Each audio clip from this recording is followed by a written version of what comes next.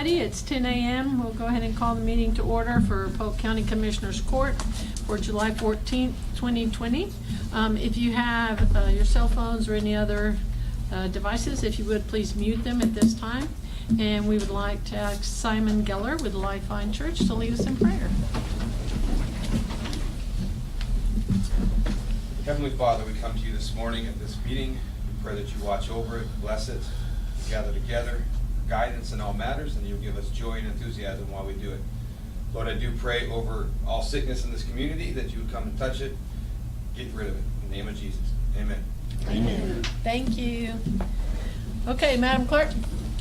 I pledge allegiance to the flag of the United States of America and to the republic for which it stands, one nation, under God, indivisible, with liberty and justice for all. Honor the Texas flag. I pledge allegiance to thee, Texas, one state, under God, one and indivisible.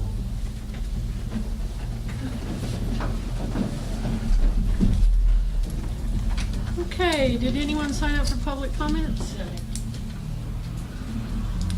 Okay, item number 3, information reports. Do we have any informational reports? We have not scheduled any department informational reports, just because that's less people in the courtroom. So we will resume those whenever we are able. Okay, item number 4, old business, which was tabled from the last meeting. First, item A, approve minutes of June 9th, 2020 meeting, which was the regular session. A copy of the minutes was included in your packet for your review. Motion to approve. Motion to approve, Commissioner Vincent, second Commissioner Purvis. Any further discussion or question? All in favor say aye. Aye. Any opposed? Motion carries. Item B, 4B, consider approval of agreement with video magistrate for Polk County Justice Court. At this time, they are requesting that we go ahead and delete this agenda item till they can see what the Office of Court Administration can do. Motion to delete. Motion to delete, Commissioner Purvis, second Commissioner Willis. Any further discussion or questions? All in favor say aye. Aye. Any opposed? Motion carries. Okay, item number 5, new business, which is the consent agenda. Texas AgriLife is asking us to table item D, and then you have addendums on B. Addendum number 1 in the amount $101,872.89. Addendum number 2 in the amount of $1,660.92, and addendum number 3 in the amount of $150. Motion to approve. Motion to approve, including tabling item D. Yes. Commissioner Vincent. Second. Second Commissioner Willis. Any further discussion or questions? All in favor say aye. Aye. Any opposed? Motion carries. Okay, have we skipped one? Where's 5? We just did 5. We just did 5. Oh, What's the consent? yes, new business. Sorry, I was on table. I thought, hold on. Okay, item number 6. I'm going to move that to the end after we do the budget discussion, because it's going to have some impact included in that for the budget. Okay, item number 7, consider request for revisions and amendments to the budget as follows. The FY 2020 budget revisions and amendments as presented by the County Auditor's Office.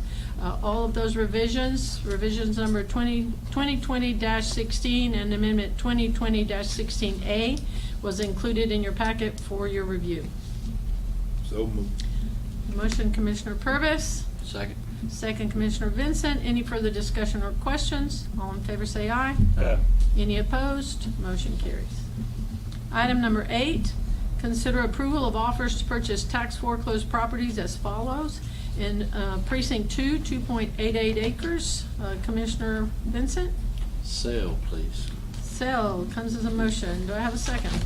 Second. Second, Commissioner Purvis. Any further discussion or questions? All in favor say aye. Aye. Any opposed? Motion carries. Item number 9, Consider approval of resolution by the Commissioners Court of the County of Polk, Texas, designating authorized signatories for contractual documents and documents for requesting funds pertaining to the Texas Community Development Disaster Recovery Grant Program. That's a mouthful. From the General Land Office, contract number 20-065-018-CO64. This resolution will allow this office and the county auditor's office to execute contractual documents, if that pleases the court. So moved. Commissioner Purvis, Second. second Commissioner Vincent. Any further discussion or questions? All in favor say aye. Aye. Any opposed? Motion carries. Item number 10, consider authorization to begin procurement process for the 2015 and 2016 floods and Hurricane Harvey mitigation funding by issuing a request for proposals and qualifications for grant administrator and engineer, and consider appointment of scoring committee for the purpose of reviewing and rating proposals and qualifications received. Here's your chance, Commissioner Purvis, to appoint someone else on a scoring committee. Well, I nominate Tommy. Second. Commissioner Overstreet for representing the court, and then I'm assuming we would include grants and contracts. Yeah. So Jessica, and this is Hurricane Harvey funding and flooding, so someone from emergency management? Yes, ma'am. Is there anyone else you will wish to add to the list of people on the scoring committee? You ought to be plenty, huh? I would think so. I'll make that motion. Okay, comes as a motion from Commissioner Vincent, Second.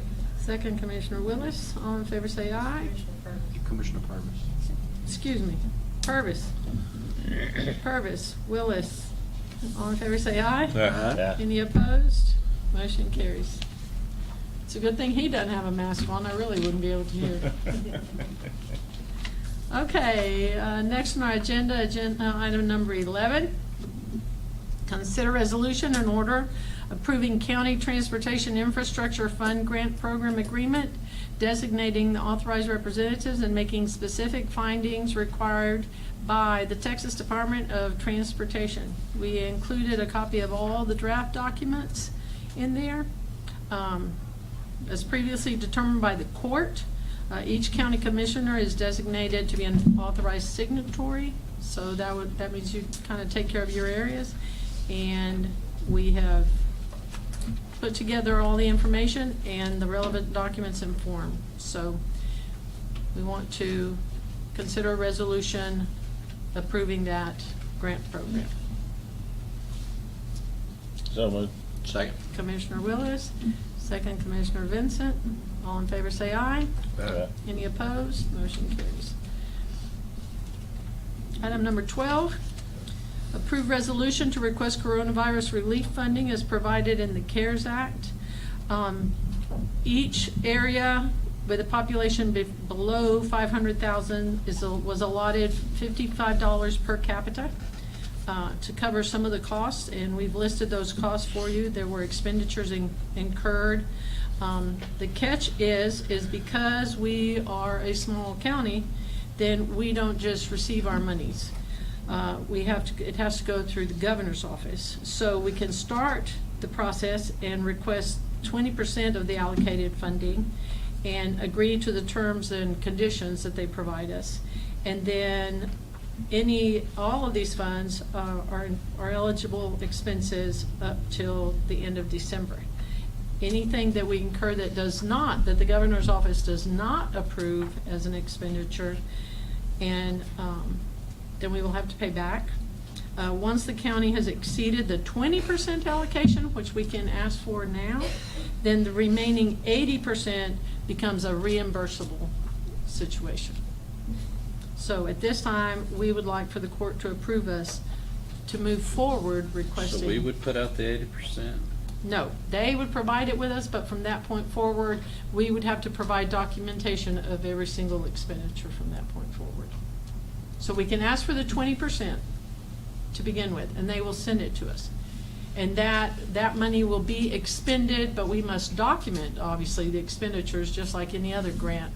But after that, then it becomes a reimbursable situation, where we have to spend our money, and then they will refund us. If they approve it. Yes, sir. But the initial 20% allocation, FEMA deal. we can receive. That's what makes me nervous, is it is another FEMA type deal with the 80%. The 20% I'm comfortable with, but the 80% becomes a refundable situation. But it's all or nothing. Yes, sir. Well, I mean, we're gonna do whatever we gotta do anyway, whether they pay us back or not, so. Yes, sir, if So it's, you might as well, yeah. do it. I make the motion to do it. Okay, motion Commissioner Purvis, Second. second Commissioner Willis. All in favor, say aye. Aye. Any opposed? Motion carries. Item number 13, consider approval of amendment to agreement with Tyler Technologies for Odyssey Jury Management System.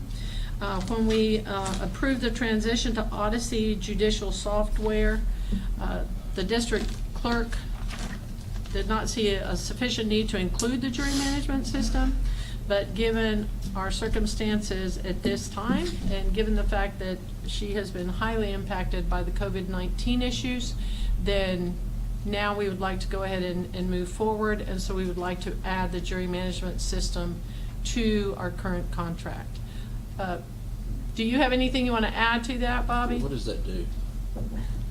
You're going to have to come up to the mic. It includes online services.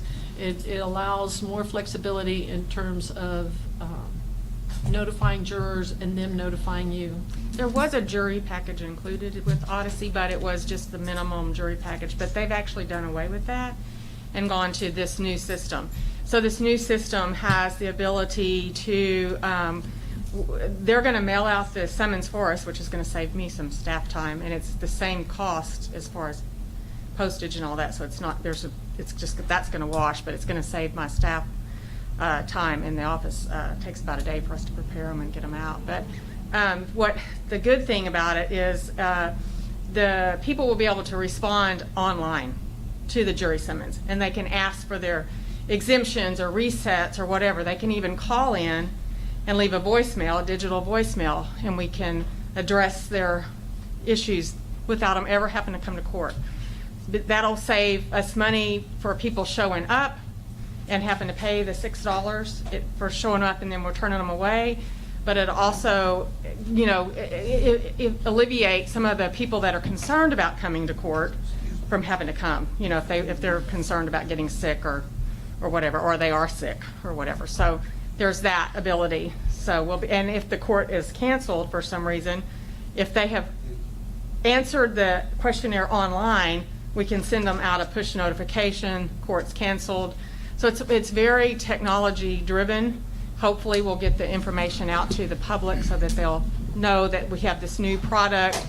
It'll be very user friendly.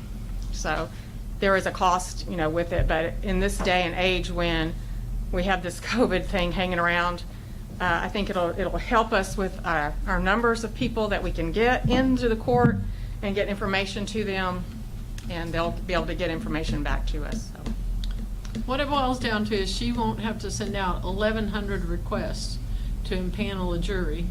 Right, every 2 Right. weeks. Every 2 weeks. Right now, we're spending the postage on those 1,100 requests to impanel a jury. And the supply, the paper. And the paper and the staff time. Mm-hmm. And this way, people that cannot serve or that are ineligible or that would not stay anyway can respond via internet, via web-based, and not come into the facility and take a chance, especially if they're elderly, immunocompromised, or Right. ineligible in some form or fashion. And like I say, it also has there's a digital database too. So a lot of these people aren't going to have internet, but they can Yeah. call and they can leave a voicemail into that digital, and I can respond through that. So it's going to be easy for people who cannot or function in the internet world. They can call. They can still call. Is this an additional cost? Yes, sir. It's an additional cost, but since she had already made the request, it's actually included in the proposed budget at this time. Okay, so moved. Commissioner Second. Willis, second Thank y'all. Commissioner Purvis. Any further discussion or questions? Thank you, Bobby. All in favor say aye. Aye. Any opposed? Motion carries. Item number 14, discuss proposed subdivision regulations and schedule a public hearing. Okay, we received the template from legal counsel, and all of that it was included, which included all the changes from the last legislative session and forwarded to each of you. So, and also the proposed invoicing procedure for GLS was included for your review. So some of the items that we need to decide today are where will the applications be submitted? Will we designate an office, or will it go to each commissioner's office? That's one of the questions. And then how will the engineering fees be paid? Will they be paid directly by the subdivider or flow through the county, which is what we currently have? And then 3, the appropriate filing fees. If you want to change, the template includes higher fees based on different modifications, and so the appropriate filing fees. So we have to set up, also set up a public hearing to adopt these regulations and receive input from the public.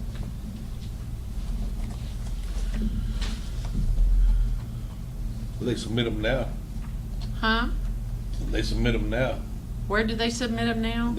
They use. They do bring them to us, and then, but we bring them to y'all. Yes, sir. Yes, sir. And so the question becomes, where do you want them submitted? You know, do we want them, because one of the issues that we had with one of the subdivision plats was that the subdivision plat, they took it up to Shalana to get filed. And some of the measurements were incorrect that their surveyor had done. Our local surveyor caught it, you know, that some of the measurements weren't in there. And so Cook Surveying caught that, so that was corrected. But, for example, it didn't have permits, had not signed off. You see what I'm saying? So there needs to be either the commissioner's office, you know, compiles the information and makes sure that permits have signed off, that 911 has signed off. You see what I'm saying? That everybody that needs to sign off on that subdivision plat has signed off. And that's where Now, Becky, I because was she's. gonna say, yeah, Becky's been kind of. Yeah, Yes. that's where Becky has been providing assistance to you all, because she is a court, you know, Commissioner's Court staff member. And so she's been providing assistance as much as she could. So we just want to streamline it and make sure that we're efficient and that we are consistent. That what happens in one precinct happens in the next and in the next and in the next. Works for me for them to turn them in down here. That way, if they need the permits or whatever, they can go downstairs and get that or whatever. Okay? I mean, it all seems like it works better. Yeah. Yeah, it needs to come out of one office instead of 4. Yeah. We don't have a problem with that. We just need for the court Becky to. would probably appreciate that. Huh? Becky would probably appreciate that. Oh, yeah, she's gonna love y'all after this. Well, she Well, ends right up- now, the she way ends it up- works, I mean, she we ends up steady, with when them somebody's anyway. doing one, we're steady calling back and forth, you know, she's, well, can I do this? And well, this way she'll know, yes, you Yes, can do sir. it. No, absolutely. That makes more sense. Yeah. It makes more sense for it to be compiled in one office. So would it go to her and everything be, make sure that everything's put together and then it would go to the commissioner's office? I would suggest that that be the process you follow. But that's up to the court. And that way we're dealing just with the plat itself and not with all the permits and everything. Mhm. Yeah. Because you have 911 addressing, you have permits, which means that they have to also have all the drainage, you see what I'm saying? All of those things that have impact on that potential subdivision. And like I say, Becky can call us whatever questions she's got. You know, so. Well, and. But that way, all the paperwork, instead of having it split between some Going of it back down here and and some of it forth. up there, it's all right here. Yes, sir. And they all know where to bring it. Yes, sir. And then Instead of she bringing would stuff just, to me, then I gotta tell them, no, you gotta take that to the courthouse. well, and she would just notify you immediately the minute she receives a question, you know, or someone comes in and says, we want to do this, then she would notify you immediately, and then that way the discussion would get started. But she would notify them that they need to bring everything to her. Plat administrator.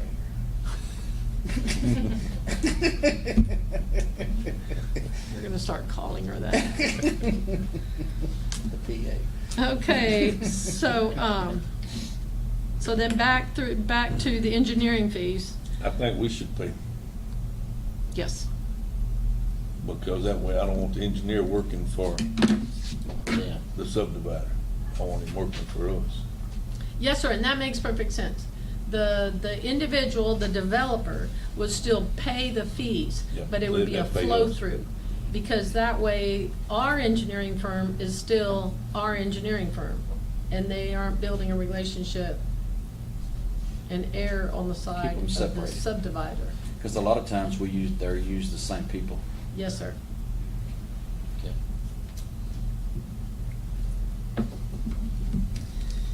Okay, and then you want to stay with the filing fees that were in your information?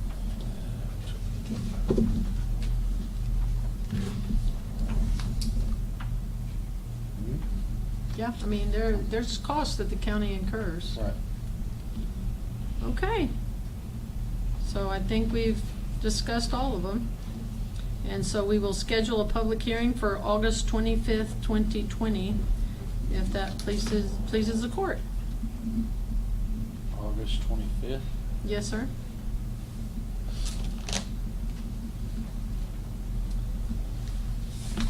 And that's a regular scheduled Commissioners Court meeting. Before? Yes, sir. Yes, sir. Usually we do it immediately before, like 9:30. Okay, can I have a motion to approve? So Item moved. 14, Second. Commissioner Vincent, Commissioner Purvis. Any further discussion or questions? Okay, all in favor say aye. Any opposed? Motion carries. Okay, item 15, consider adoption of the revised nuisance abatement procedures policy for the unincorporated areas of Polk County pursuant to Chapter 343 of the Texas Health and Safety Code as amended. At the last meeting, you approved to modify the nuisance abatement policy in terms of the hearing examiner. So what will happen now is the Justice Court judges will be the hearing examiners rather than the commissioner, and they can hear the case in the precinct, in any precinct in Polk County, and then they will provide a written determination to the administrator. And they will then forward that information to the court, and the commissioner's court, whichever commissioner's precinct it falls in, will ask that it be placed on the court agenda for So they're gonna discussion. send it to our office or to this office? No, it will go to your office, because the way it was currently written was that you were the examiner, okay, and then you would bring it to the court. And so it needs to come from the commissioner of that precinct. Prior to something coming to court, each of you needs to know what's happening in your precinct. And so your JP would forward their information, and then you would review it and decide if you want to move forward or not. All the JPs are on board, or? Yes, sir, all the JPs are on board. Okay.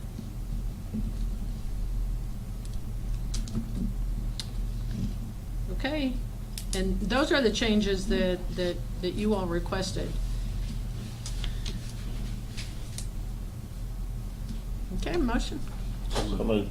Motion Commissioner Willis, second Commissioner Vincent. Any further discussion or questions? All in favor say aye. Aye. Any opposed? Motion carries.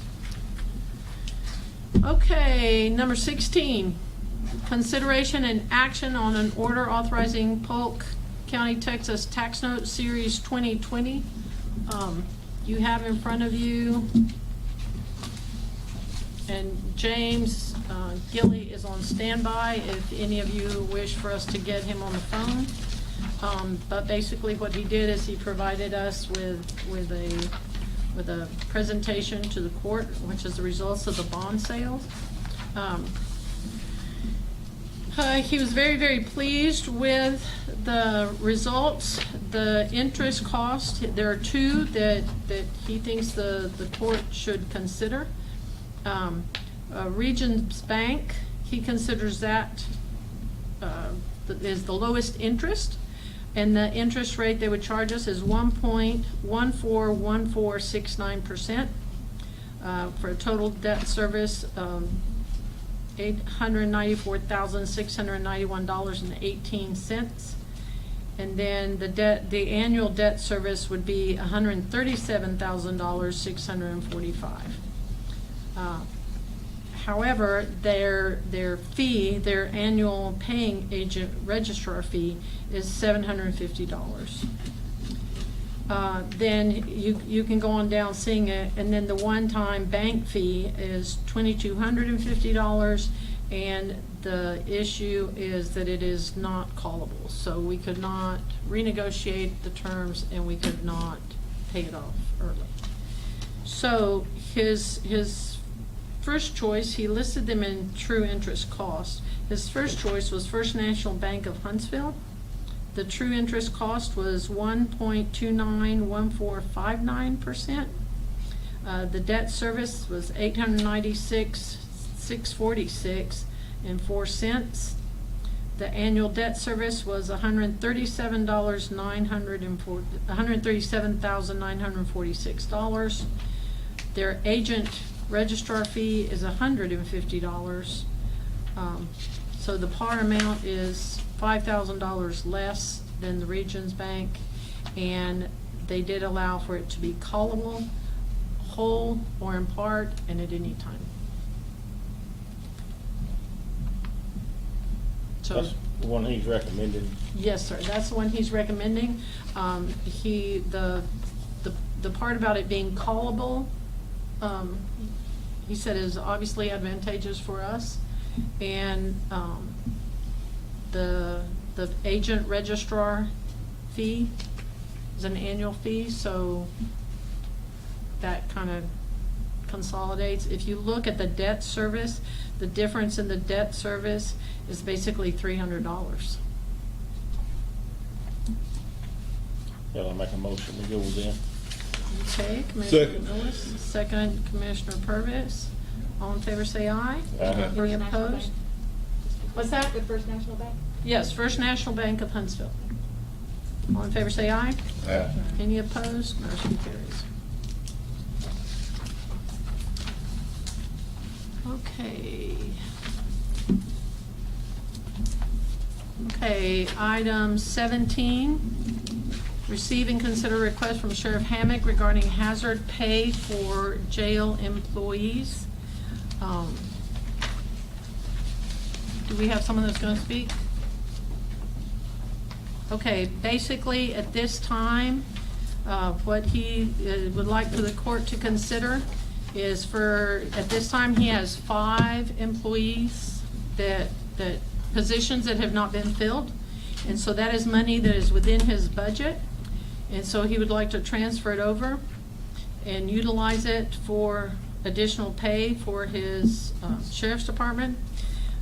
He's also calling on the inmate revenue line, but that is not in his budget. That is revenues that go into the general fund. And if we start doing that, then on revenue that goes into the general fund, then what's to stop the clerk from saying, well, I want all the revenue I bring into the general fund? I mean, technically she brings it in, and the county clerk brings revenue into the general fund, and heaven help us if the tax office should decide that they want all their money too. None of us would have any money. And so at this time, if the sheriff wishes to use the monies that are technically available in his budget, then he has the flexibility with what's within his budget. if the court wishes to grant that consideration.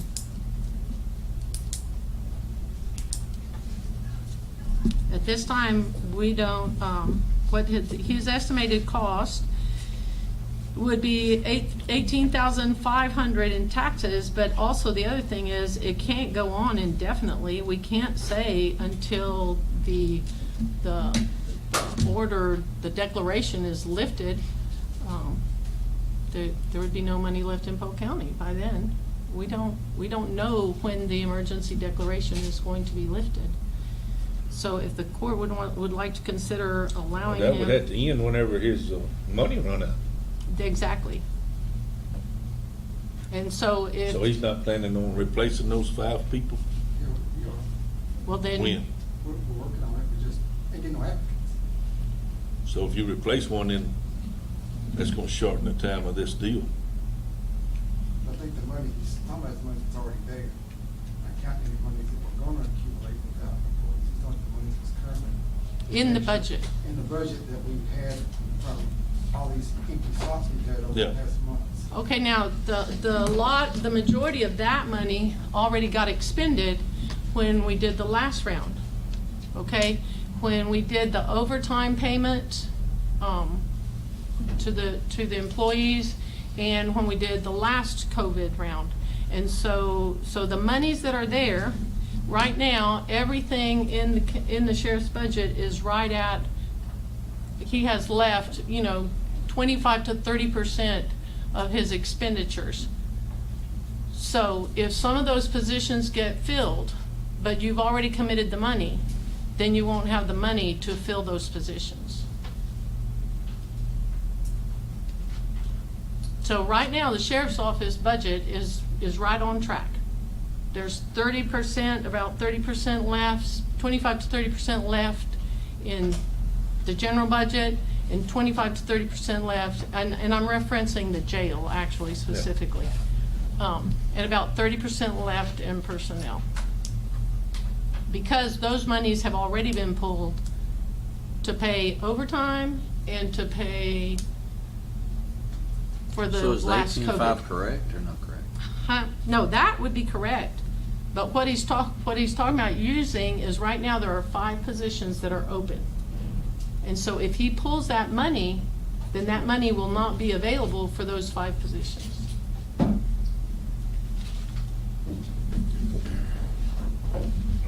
That money has been budgeted for the whole year, and what he's gonna pull would be what hasn't been used up to Yep. that point. But then, from that point forward, that money, whatever was approved for salary, should still be there if he wants. And it is. Okay. It is. No, Till that the- money's till in this- there. Till to the end of this budget year. Yes, sir. Right. No, sir, that money is in there. That money is in there.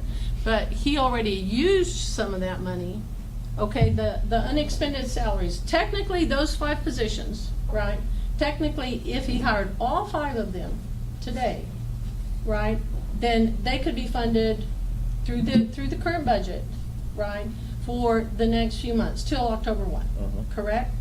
So, but all the unexpended salary that came with those positions, that's already been expended. All of it. Yes, sir. He used it to pay overtime, and he used it to do the COVID payments. So now, any monies that are potentially in there, yeah, he could shift it around because it's in his budget. Gotcha.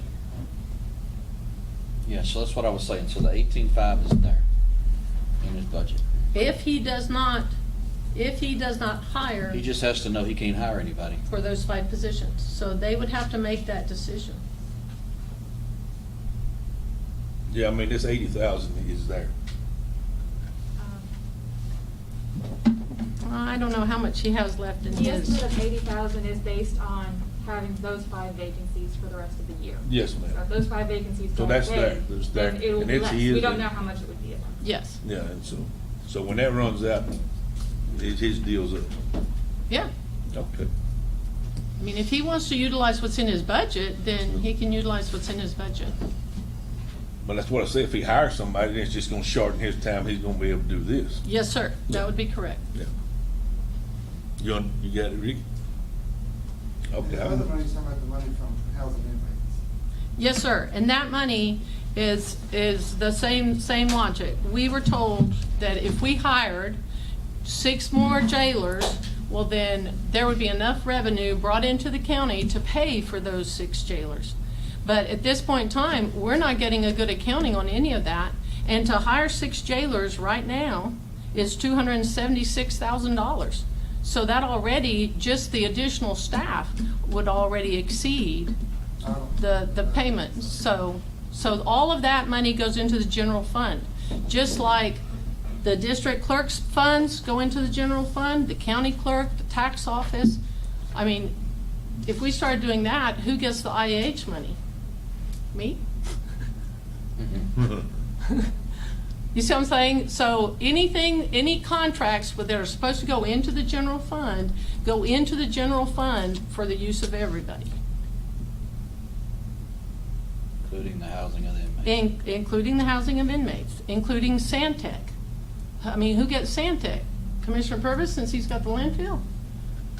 I'm sure he'd like to have that. No, y'all cut me everywhere. Exactly. And so my point is that those funds that come into the county go into the general fund for the utilization of everybody. The jail, between the jail and the sheriff, that budget is about $10 million. So that's a lot of money that we're asking our taxpayers for.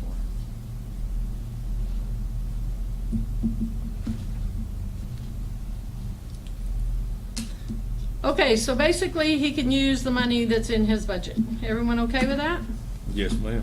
Okay, is that come as a motion? Yes, ma'am. Did I say that wouldn't start until the next payroll? Oh, yes, one of the things that the treasurer's office and HR has asked is that not start till the next payroll, because it creates too many issues in terms of documentation and maintaining it. So, okay, so, July 20th. huh? July 20th. July 20th. And the dollar amount. Okay, and, well, at this time, are we gonna put a dollar amount on it?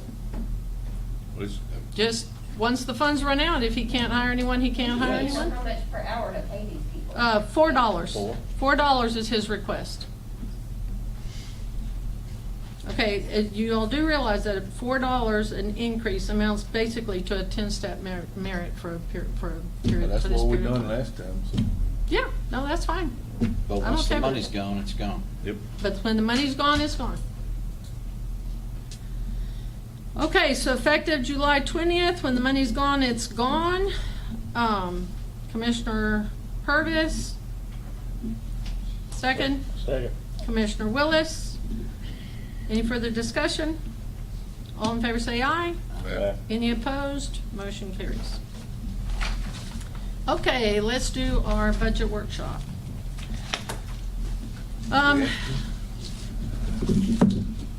Everybody have their book again?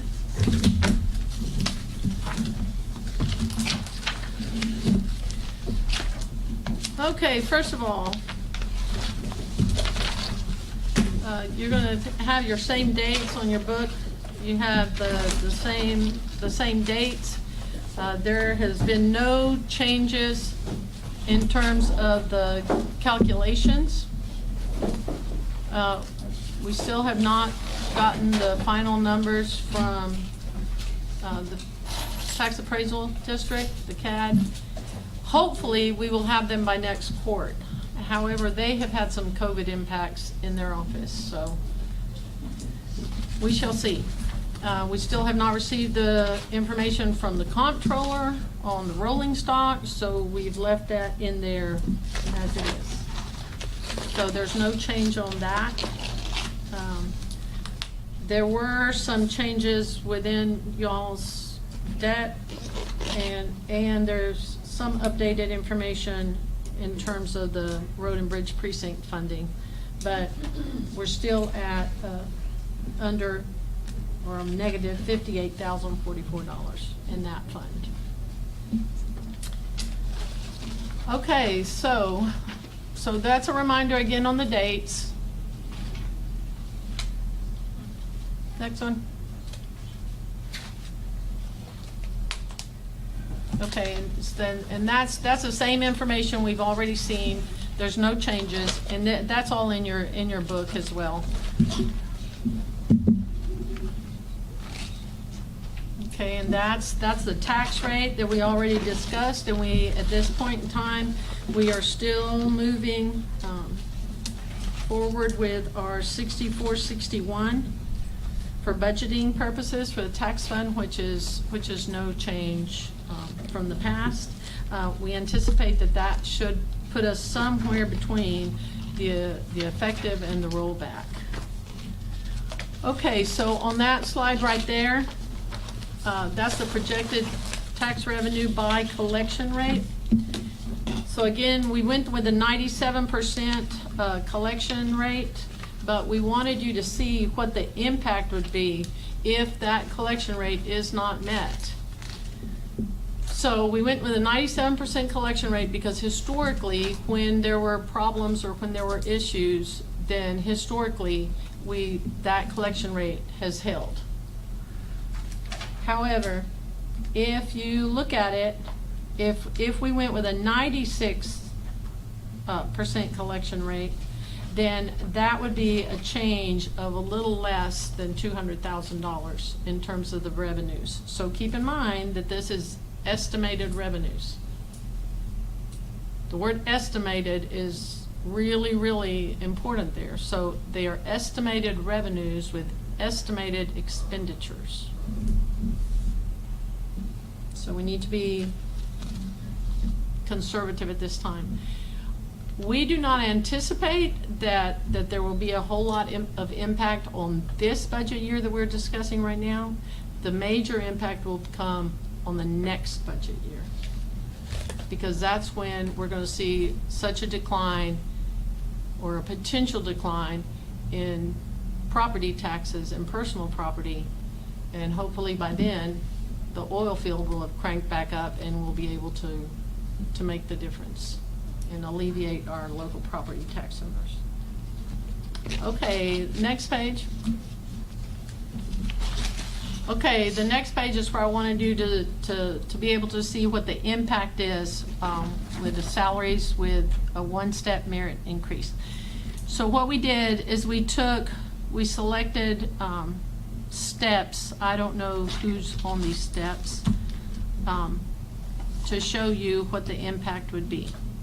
So on group 105, which is the lowest place we have someone employed, step 1, a 1 merit increase with taxes and benefits impacts the budget by $676.17. Okay, so if you go to the next one, at group 110, step 1, then the merit increase impacts us by $862.03. And at this time, at step 110, we have someone on step 5.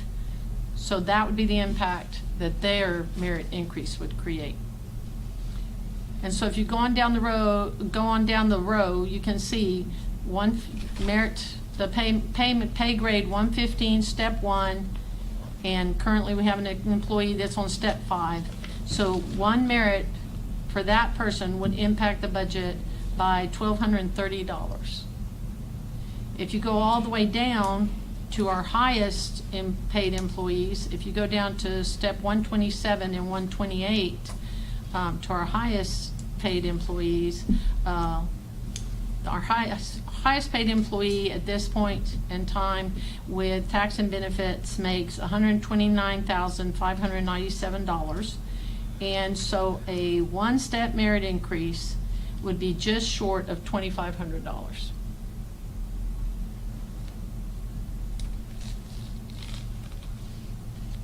So, and then we put a graph. Go to the next one, Tina.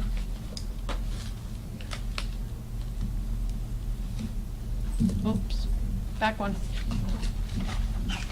Okay, so then we just put a graph on there just so you can visually see what happens, you know, with when you do the merit increases.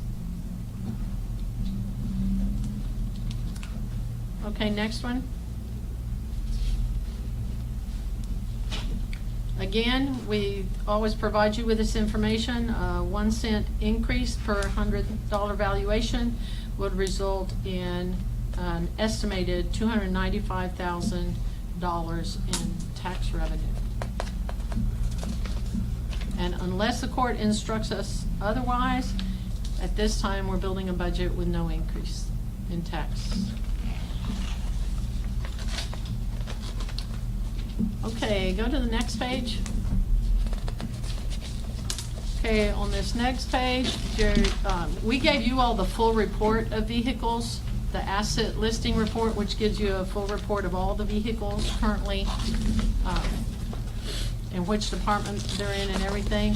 And so this is just a summary. This is just a summary of the vehicles that currently different departments have. This has been one of the questions that we constantly receive in this office.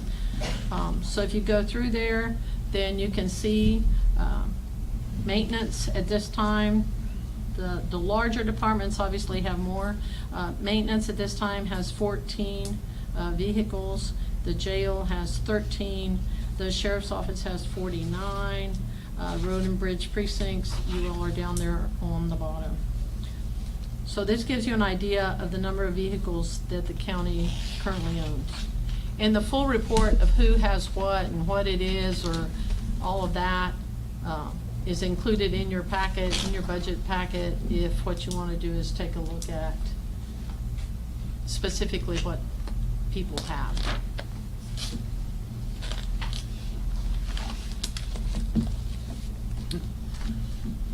Okay, next one.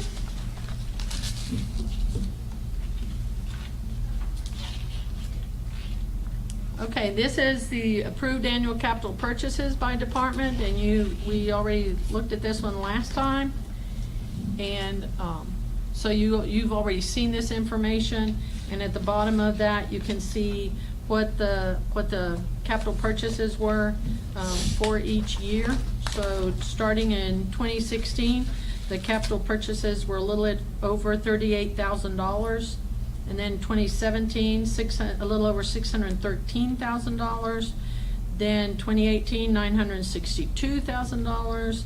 And then in 2019, we did basically $1.5 million of capital. And last year we did a little over $830,000. So there definitely was a trend up in terms of capital projections. And then you have them listed by department. Next one, Pina. Then you have them listed by department just in a bar graph. Keep in mind that on some of these, like the county clerk doesn't have any choices, and neither does the district clerk. They have legislative requirements that they must meet. And so every department has some legislative requirements, that they must meet. I mean, we can't tell the jail that they can't have cameras or that they can't have the necessary equipment. But that's just to give you an idea of what the money, what it looks like. Okay, next one, Pina. Okay, so on the next one, we broke it down, and this is just for the public to view, but if you look at yours, you have the requested capital purchase projections, and then you have what we are recommending. So on the requested capital purchase projections, we had a request for vehicles, for a total request of vehicles of $585,920. Then computer equipment and software, $117,284. And then office furnishings and equipment in the amount of $39,222. You're going to notice something on the recommended. On the recommended, you have a yellow highlight that says server software update for the jail in the amount of $100,000. We did not receive an official request. That was just a recommendation that came when we were doing our security, when the court approved for the security evaluation, and so and the assessment, and when they were doing the cameras in the jail, that there was a lack there. So we went ahead and included it in the recommended because what we wanted to do is not have a crisis mid-year in terms of safety and security in the jail. So we went ahead and put that in the recommended, but at this time, we do not have fine-tuned numbers for that. So, on the recommended, for the recommended vehicles, we're asking for the court to consider $250,920 or so. On the equipment, on computer equipment and software, we listed for the recommended $164,837. And then on office furniture and equipment, $34,625. I do want to say thank you to some of our elected officials. Contacted us and said, I think I can make it another year without this, or I think I can stretch this over here. And so I do want to say thank you for those elected officials that, you know, that were willing to compromise, and they told us. So, okay, so basically what we did is we went through, we looked at what previous purchases had been and who had what in their offices, and in the majority of cases, we did not eliminate something altogether, but we did cut the amount allotted to that line item.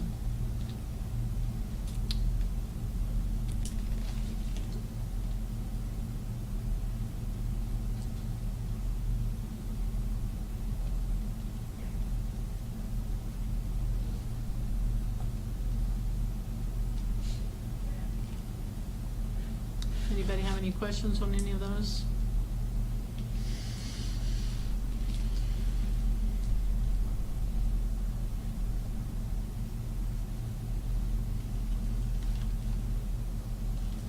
One thing is that if we could reduce our debt a little bit for the next couple of years, then it would help us with our overall budget.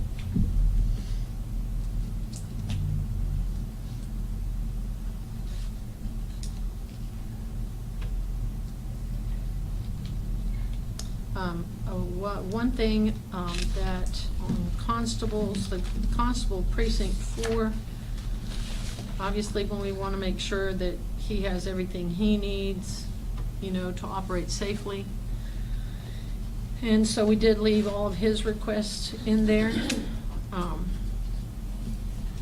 So the body armor, the equipment that he needs in his office, we did leave all of that in there.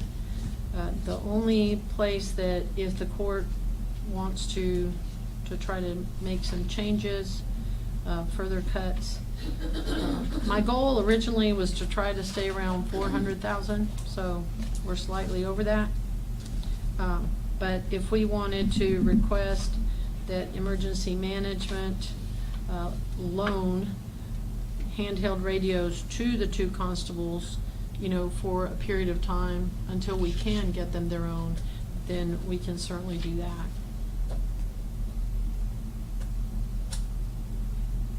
So the proposed, what we are recommending is that we go with our capital projections, capital purchase projections, we go with $450,383.05. Those constables don't have any designated funds like confiscated stuff that they can use to buy those radios with? Those constables do not. Some of our constables do. Constable Hughes participates through the Harris County District Attorney's Office, and through Galveston County, he participates in some of those activities, but our other constables do not participate in those kinds of activities.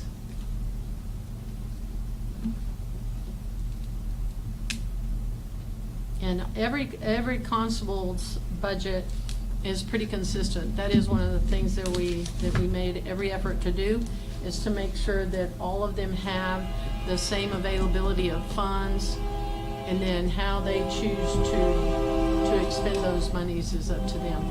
But in this case, in Constable Forrest's case especially, he's starting up from nothing.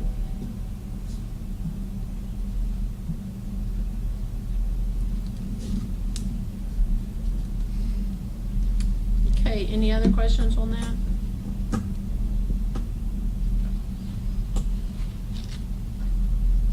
Okay, then the rest is comparison budget, and there haven't been any changes in terms of the bottom dollar.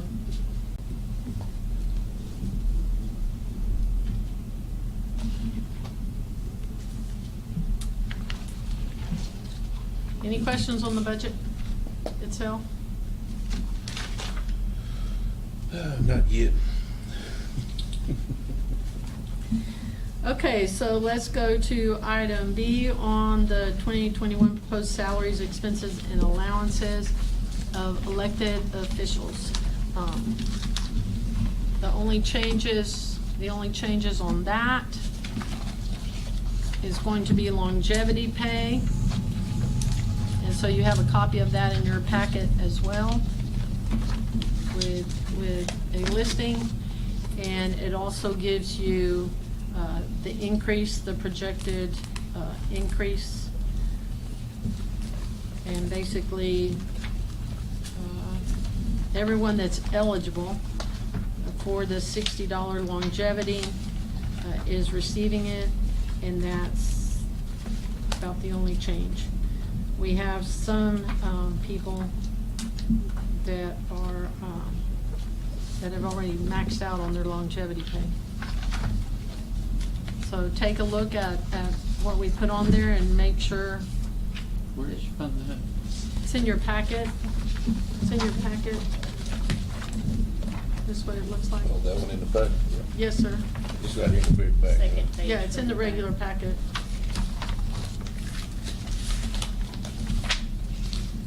So, everybody take a look at it and make sure you don't see any information that we should have done differently.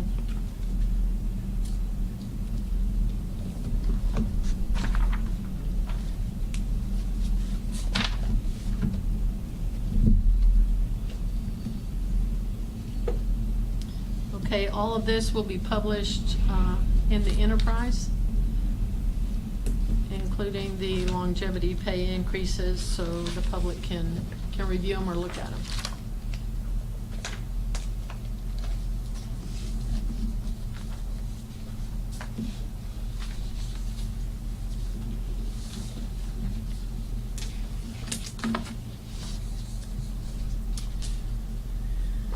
Okay, item C, schedule public hearing for proposed 2020 tax rate.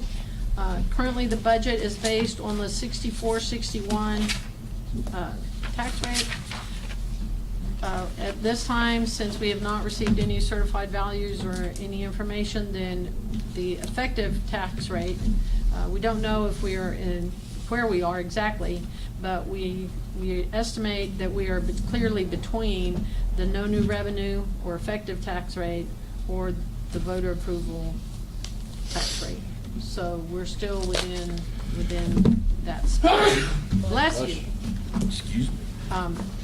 So, since we expect that we will be between them, then we need to go ahead and schedule a public hearing. And, so we have it on board. So we, would like to place a proposal to adopt a rate, and I'm assuming it will be 6461 on the agenda of the meeting to be held on August 11th, with a public hearing on that same day at 9:30 a.m.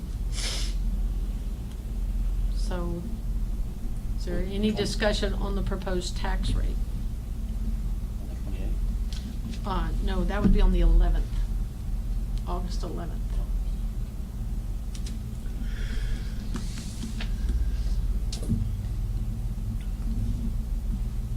So let me rephrase that. Does anybody wish to change the tax rate?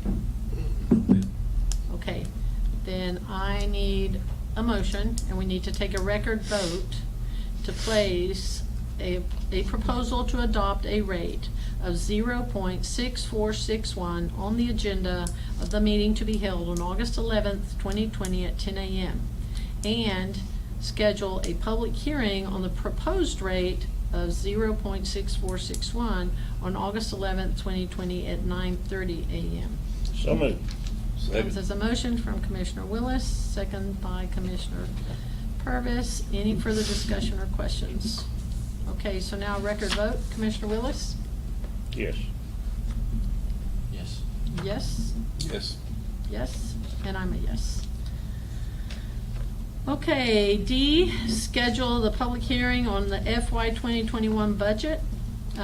As required by statute, we will publish the notice of public hearing for the budget in the enterprise, but we need to have formal action.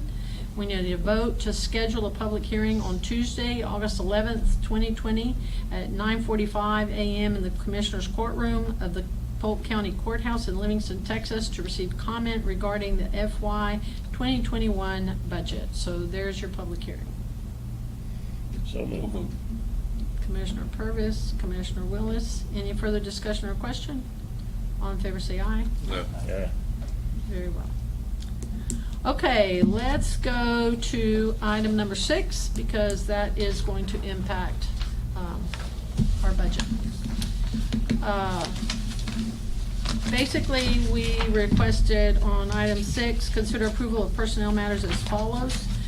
Review and consideration of personnel action form requests submitted since the last meeting, and review of any authorized emergency hiring. We had 4 emergency hires, 2 in the sheriff's office, 1 in the jail, and 1 in the treasurer. We also have some PAFs that include merit increases, and we had requested that merit increases be frozen. However, if the money is in the budget, then we technically cannot force an elected official to freeze merits.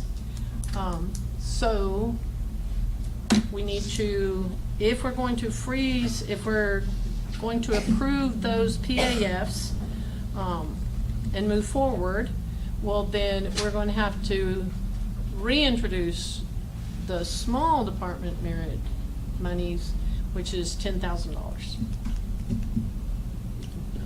So moved. Okay, thank you, sir. Okay, Commissioner Purvis, Second. second Commissioner Willis. All in favor say aye. Aye. Any opposed? Motion carries. So the PAFs are approved. And we will change the budget to reflect the change for small departments. Okay.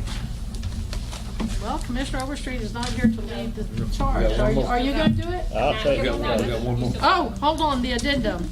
19. We have an addendum, item number 19. Receive recommendation. Johnny gotta make his report. That's right.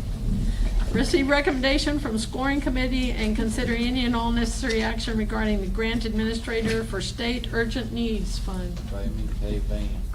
Raymond K. Van and Associates, LLC. And that comes as a recommendation from Commissioner Vincent. Second? Second. Second, Third. Commissioner Third. Purvis. Third, Commissioner Willis. All in favor say aye. Aye. Any opposed? Motion carries. Okay, Commissioner Willis is leading the charge to adjourn. So moved. Second. Commissioner Purvis, what time is it, Madam Clerk? 11:03. 11:03. Very well.